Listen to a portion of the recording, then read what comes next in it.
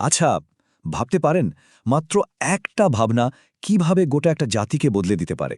আজ থেকে প্রায় ৫০০ বছর আগে ঠিক এই বাংলাতেই এমন একজন এসেছিলেন, যিনি শুধু ভালোবাসা দিয়ে এক অবিশ্বাস্য সামাজিক আর আধ্যাত্মিক বিপ্লব ঘটিয়ে দিয়েছিলেন। কিভাবে সম্ভব হয়েছিল এটা? চলুন আজ আমরা সেই গল্পটাই একটু কাছ থেকে দেখি। ব্যাপারটা বুঝতে হলে আমাদের দুটো আলাদা জগতের কথা ভাবতে হবে। একটা জগৎ চৈতন্যের আসার আগের বাংলা, যেখানে সমাজটা ছিল অদৃশ্য সব শিকলে বাঁধা, জাতপাতের কঠোর নিয়ম আর ঈশ্বর যেন অনেক দূরে থাকা এক ভয়ের জিনিস। আর তার ঠিক পাশেই আর একটা জগৎ, চৈতন্যের প্রভাবে বদলে যাওয়া বাংলা, যেখানে সেই সব শিকল ছিঁড়ে গেছে, সবাই ভালোবাসায় এক, আর ঈশ্বর মন্দিরে নন, নেমে এসেছেন একেবারে মানুষের মাঝে, পথের ধুলোয়। কি অসম একটা পরিবর্তন, তাই না? তো চলুন একটু পিছিয়ে যাই, সেই ১৫ শতকের বাংলায়। সমাজটা তখন জাতপাত আর হাজারো রকমের আচার বিচারের নিয়মে বাঁধা।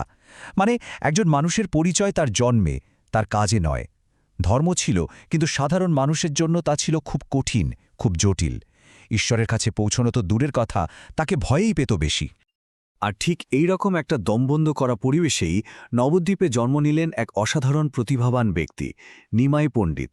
তার জ্ঞান, তার যুক্তির ধার এতটাই ছিল যে বড় বড় সব পণ্ডিতরাও তার সামনে হার মানতেন। তার জগৎটা ছিল পুরোপুরি তর্ক আর শাস্ত্র দিয়ে গড়া।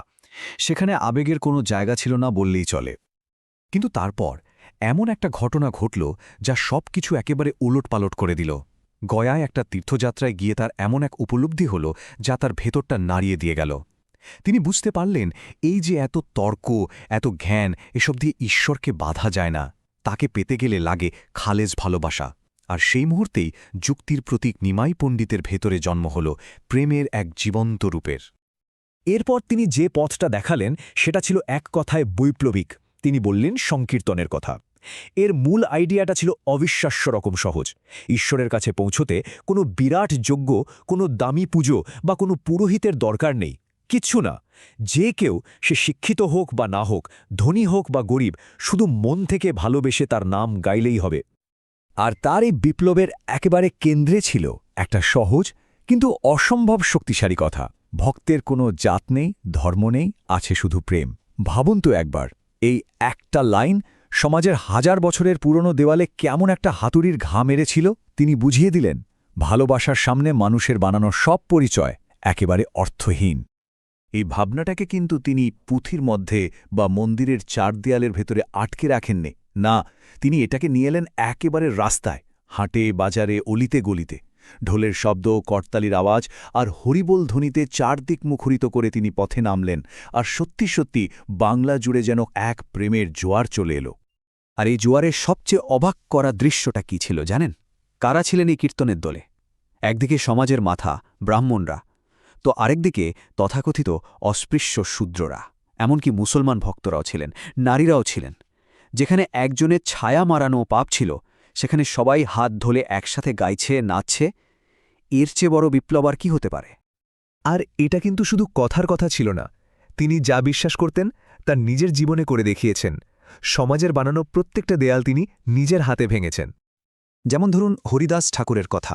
একজন মুসলমান হয়েও তিনি ছিলেন চৈতন্যের সবচেয়ে কাছের মানুষদের একজন, পেয়েছিলেন সর্বোচ্চ সম্মান। রূপ আর সনাতন গোস্বামীর মতো সমাজচ্যুতদের তিনি করে নিলেন তার প্রধান শিষ্য। আর সমাজ যাদেরকে ঘৃণার চোখে দেখত, দূরে সরিয়ে রাখত, চৈতন্য তাদেরকেই বুকে জড়িয়ে ধরেছিলেন। তিনি কাজেই প্রমাণ করে দিয়েছিলেন যে ভালোবাসার কাছে কোনো ভেদাভেদ টেকে না। এখন যখনই কোনো বড় পরিবর্তন আসে, তার বিরোধিতা তো হবেই, তাই না? এখানেও তাই হল। সমাজের গোড়াপন্থীরা প্রশ্ন তুললেন, এ আবার কেমন ধর্ম যেখানে জাতের বিচার নেই, সবাই সমান? কিন্তু চৈতন্য কোনো তর্কে গেলেন না। তার উত্তর ছিল তার কীর্তন। আর সেই কীর্তনের প্রেমের বন্যায় বড় বড় অহংকারী পণ্ডিতদেরও চোখের জল বাঁধ মানত না, পাথরও যেন গলে যেত। তো এই যে এত বড় একটা ঘটনা ঘটে গেল, তার রেশ কি আজও আছে? ৫০০ বছর পরেও কি সেই জোয়ারটা বহমান? চলুন দেখা যাক। আশ্চর্য ব্যাপার হল, তিনি পৃথিবীতে ছিলেন মাত্র ৪৮ বছর। ভাবা যায়? এইটুকু একটা জীবনে তিনি এমন এক ঢেউ তুলেছিলেন যা ৫০০ বছর পরেও একটুও থামেনি, বরং সারা বিশ্বে ছড়িয়ে পড়েছে। তার দেখানো পথ থেকেই জন্ম নিল গৌড়ীয় বৈষ্ণব ধর্ম নামে একটা পুরো দর্শন। বাংলার সাহিত্য, বিশেষ করে পদাবলী, কীর্তন যেন নতুন করে প্রাণ পেল।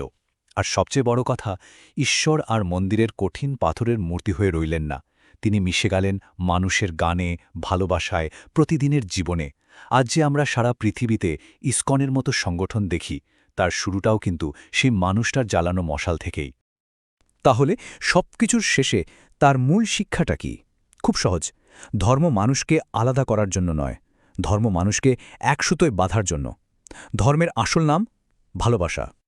শেষ করার আগে চলুন সেই প্রথম প্রশ্নটায় আবার ফিরে যাই। যে দেশে জাতপাতের নামে মানুষ মানুষকে ছুঁতেও ভয় পেত, সেখানে কিভাবে একজন মানুষের ভালোবাসা সবার কাছে পরম সত্য হয়ে উঠল? এর উত্তরটা হয়তো খুব সহজ। ভালোবাসা যখন সত্যি হয় তখন তার সব দেওয়াল ভেঙে দেয়, ঠিক যেন এক অপ্রতিরোধ্য প্রেমের জোয়ার।